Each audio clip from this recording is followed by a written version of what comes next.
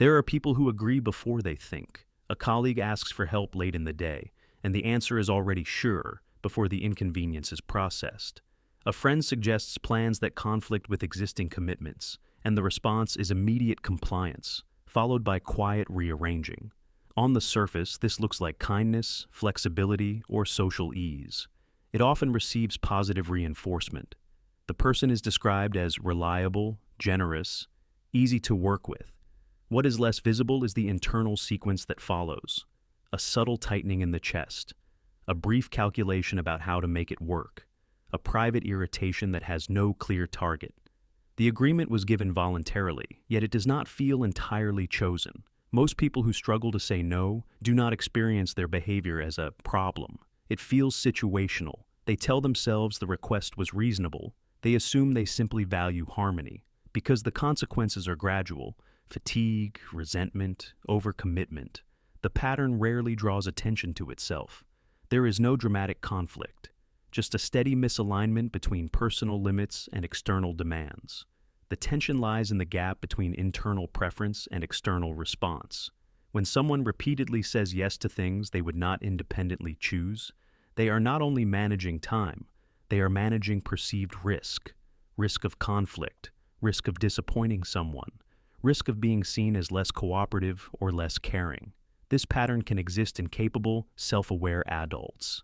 It can coexist with confidence in other areas of life. That is why it often goes unnoticed. The difficulty is not about weakness or lack of intelligence. It is specific to relational moments where boundaries become visible.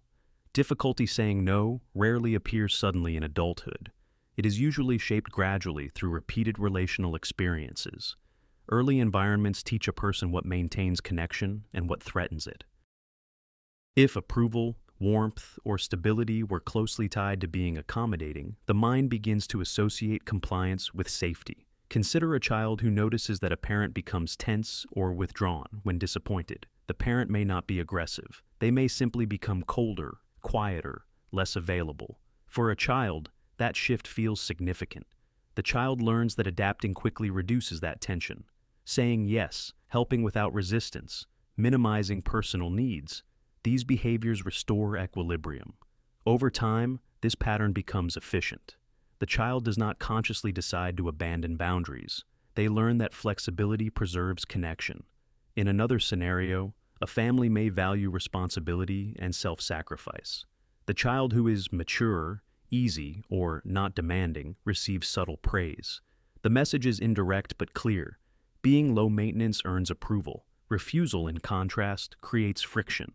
Even small acts of self-assertion may be met with comments about being selfish or difficult. The brain records these patterns through repetition. It does not store abstract lessons. It stores emotional outcomes. From a neurological perspective, the brain prioritizes reducing relational threat. When disagreement previously led to discomfort or emotional distance, the nervous system becomes alert to similar situations later in life. A simple request from a colleague can unconsciously activate the same internal signal. Tension equals risk. Compliance resolves the tension quickly, producing relief. Relief reinforces the behavior. Over time, this response becomes automatic. The person may no longer remember the original conditions that shaped it. The behavior feels like personality rather than adaptation. Yet, at its core, it is a learned strategy, one that once served an important purpose in maintaining connection and stability. The more useful question is not why someone helps. The more revealing question is why declining feels disproportionate, as if a simple no carries emotional weight that exceeds the situation itself. In adulthood, the pattern of automatic agreement often presents as reliability. At work, the person becomes the one who absorbs extra tasks, covers shifts, and accepts unclear expectations without resistance. Managers may interpret this as commitment. Colleagues may depend on it. Externally, the individual appears competent and strong. Internally, however, their schedule is shaped more by others' priorities than by deliberate choice. In relationships, the same mechanism can create subtle imbalance. The person avoids expressing dissatisfaction, agrees to plans they do not prefer, and minimizes conflict. Over time, this can produce emotional distance. The partner may sense compliance but not genuine engagement. The paradox emerges. The effort to preserve closeness through accommodation gradually reduces authenticity, which weakens closeness itself.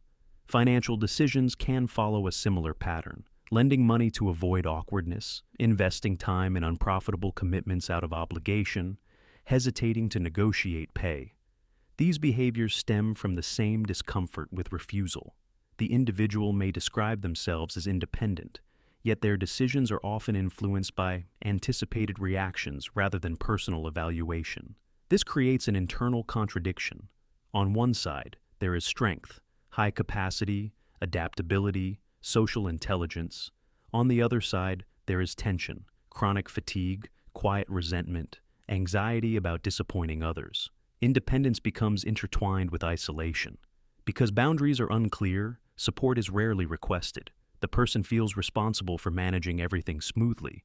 The conflict is difficult to recognize because the external feedback is positive. Being agreeable is socially rewarded. There is no obvious crisis. The individual may attribute stress to workload or difficult people, rather than to their own automatic compliance. Since saying yes reduces immediate tension, the long-term cost remains obscured.